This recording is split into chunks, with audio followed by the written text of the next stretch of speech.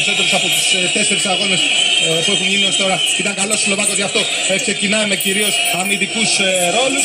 Ενώ εδώ η εικόνα μιλάει από μόνη της.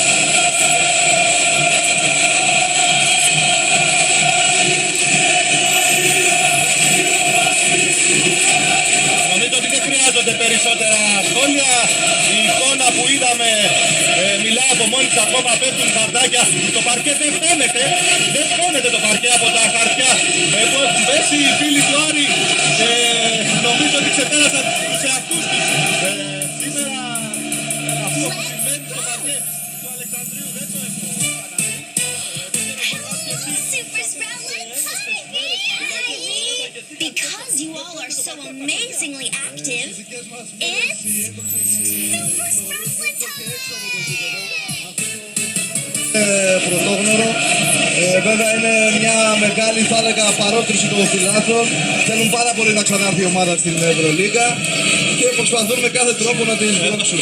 Εδώ προσπαθούν να προφυλαχθούν οι παίκτες παραλίγο να καλύψουν και αυτούς τα χαρτιά. Νομίζω εδώ η εικόνα μιλάει από μόνη της, πραγματικά ένα απίστευτο θέαμα. Οι οπαδοί του Άρη που θυμίζονται για την καλή οργάνωση στον αγωνιστικό χώρο, αλλά και γύρω-γύρω θα γεμίσει ο τόπος. Τέλος πάντων, Θα έπρεπε να υπήρχε ένας κάδος ανακύκλωσης, θα ήταν πολύ καλή ευκαιρία τώρα. τι κάδος ανακύκλωσης εδώ, είναι πραγματικά φανταστικό.